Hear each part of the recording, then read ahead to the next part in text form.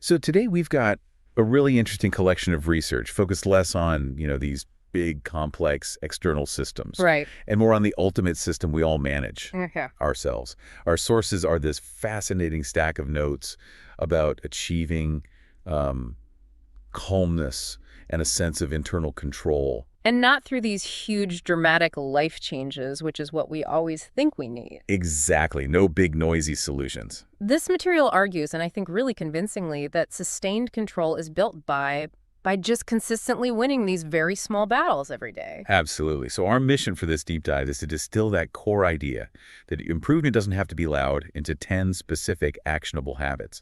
We want to give you a shortcut to the underlying psychology, the why behind these tiny decisions that, add up to a life that feels lighter and a lot more in your control. And we should probably emphasize these are not grand gestures. The sources actually call them micro decisions that quietly rewire your internal architecture. I like that. Rewire your internal architecture. Yeah. And to make them really stick, we've organized them chronologically. So you can basically build that sense of control hour by hour right from the moment you wake up. Okay, let's get into it. The consensus across all the sources is that the first hour of the day is, well, it's absolutely critical. It sets the tone for everything else. It really does. Yeah. So this first segment is all about pressing that internal start button gently, deliberately protecting your focus before the world starts making demands. And that leads us right into habit number 1, which I think is probably the most challenging for most people. Let me guess. It's the phone. It's the phone. Start your morning without your phone. And this isn't some, moral judgment on screen time. It's a neurochemical imperative. Okay, so break that down. What's the mechanism at play here? Why does grabbing your phone first thing derail your sense of control so quickly? Well, the second you pick it up and start scrolling or checking emails, you immediately flood your system with these low-level dopamine hits and also cortisol from perceived obligations or even minor social threats you see online. Right, you're letting the world hijack your brain. Precisely. You're forcing your brain into a reactive state before your own executive functions have even had a chance to, fully boot up.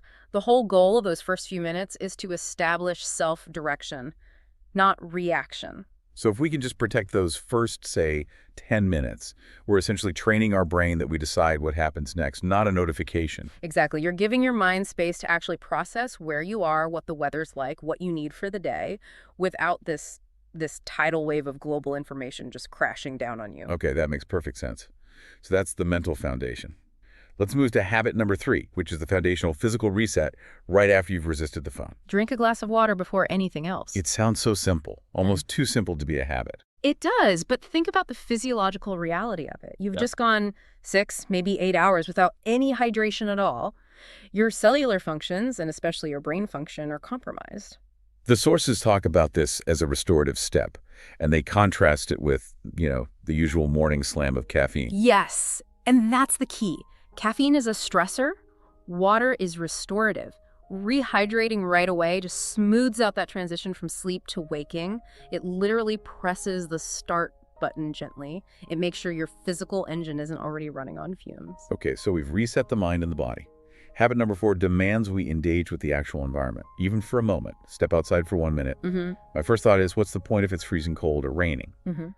But the sources go deep on the biology here. They do. This is all about your biological clock. And it doesn't matter if the weather's perfect. It's about exposure to natural light, even on a really cloudy day. That quick burst of environmental light is what calibrates your suprachiasmatic nucleus. The SCN. That's the master clock in our brain, right? That's the one. Exposing your eyes to light, even just for 60 seconds, tells the brain to stop producing melatonin and to start that natural cortisol curve you need for waking energy. It is the most efficient, non-chemical way to tell your system, okay, the day has begun. So now that we've handled that internal wake-up process, we need habits that create some immediate, tangible order.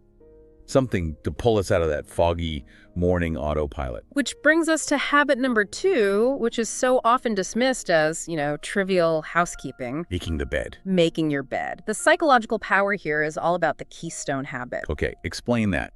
Because a lot of people would argue that making the bed is a waste of 2 minutes. Isn't it just organizational theater? Not at all. A keystone habit is one small success that it creates a cascade of other good decisions through the day. When you make your bed, you get an immediate small dopamine reward. A little win. A little win. It's a positive feedback loop that says, I accomplished the first task of the day. So even if the rest of your place is chaos, you've created one micro environment of control.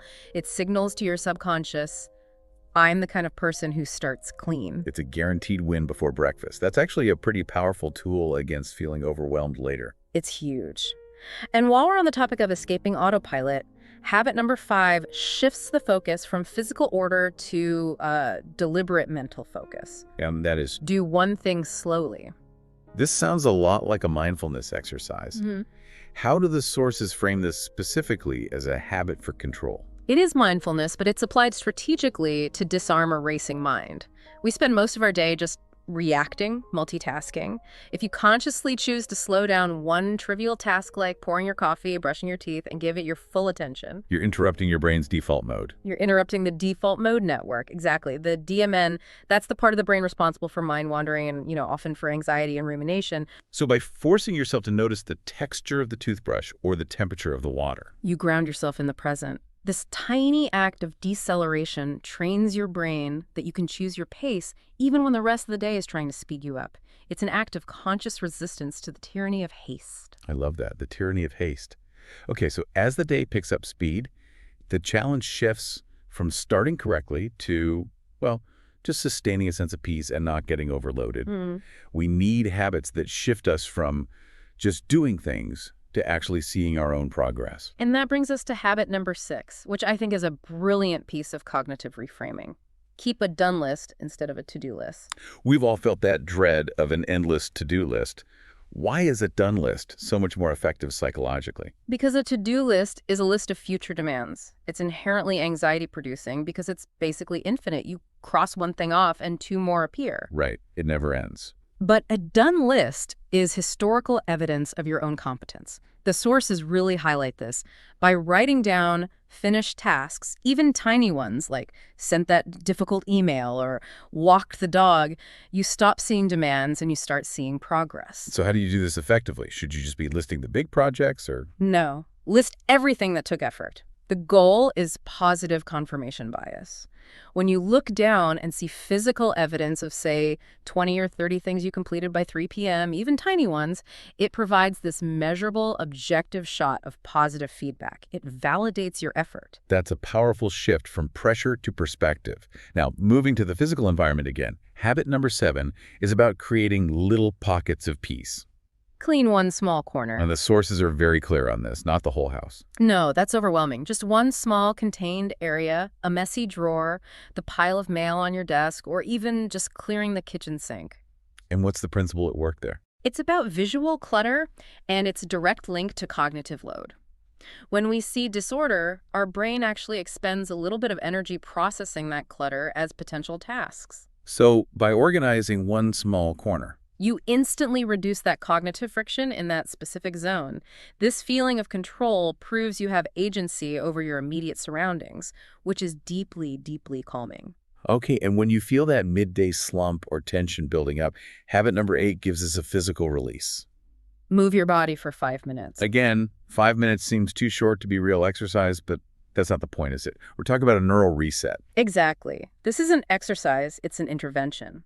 When stress builds, your body enters a kind of low-grade fight-or-flight cycle. It releases cortisol. If you just sit there, that tension and those chemicals just settle in. The whole motion changes emotion idea. It really does. The simple act of moving, walking up and down stairs, stretching, literally shaking your shoulders, it interrupts that stress feedback loop. It signals to your nervous system that the threat has passed. You're fleshing out the biochemical remnants of stress. It's a rapid reset button. So we've covered habits for the body, the environment, and for managing tasks. Now we get to the internal architecture, which kind of determines how effective all the other habits even are. How we treat ourselves. How we treat ourselves. Which brings us to habit number 9, and this is arguably the most powerful one. Talk to yourself kindly.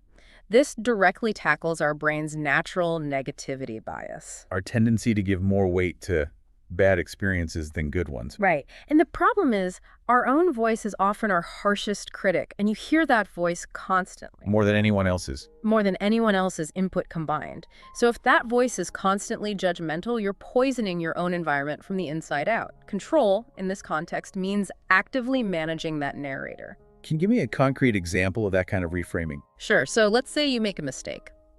The default voice might say, ugh, I'm an idiot, I always mess this up. Right. Cognitive reframing means you intervene immediately, and you use phrases like the one suggested in the source.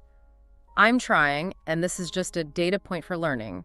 Or even just, I don't have to be perfect today. It's not about denial. It's about replacing destructive criticism with something, I guess, more productive. Exactly. It's the ultimate act of creating internal calm.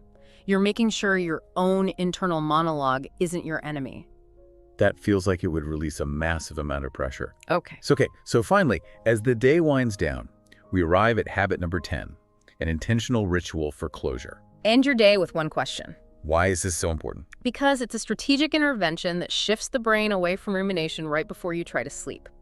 Our brains naturally want to scan for threats and failures because of that negativity bias we just talked about. So you have to actively force it to search for positive data instead. You do. And the question is simply, what is one thing I'm grateful for today? And the key, I'm guessing, is that it doesn't have to be some huge life-changing thing. No, the lower the barrier, the better. It could be a good cup of coffee you had, a moment of quiet, the comfort of your bed, the simple fact you made it through the day. By forcing your brain to scan the day for a positive, you're not just listing things. You're training your attention to recognize and prioritize peace. And that is far more conducive to restful sleep. So there we have it. 10 micro-decisions. Yeah, all designed to introduce a bit of calmness and control. I think the big takeaway from all the source material is that internal change isn't loud or dramatic. It's built through the cumulative architecture of these almost boring, incredibly simple daily actions. And the promise is that this consistency is what makes your life feel fundamentally different. Lighter, steadier, and I think more authentically yours, because you're consciously directing your day instead of just reacting to it. Exactly. So here's a provocative thought for you to take away from this. If control is built by successfully completing these small, visible tasks, which single habit on this list seems the least effective? The one that's most trivially easy to just dismiss, but might actually be the most important for generating that initial momentum. That's interesting. I imagine many would dismiss the 5 minutes of movement or maybe the single glass of water, assuming they need some massive lifestyle overhaul to feel better. Exactly. Those easy, non-dramatic tasks, like making the bed or cleaning that one small corner, they're the ones we skip because they feel pointless. Yet they provide the most immediate, reliable burst of confidence and order. So the challenge is to pick one. We'd urge you to pick just one habit from this list that you currently dismiss as too minor, and just commit to it for 1 week. See what that quiet power of consistency really does for your sense of control.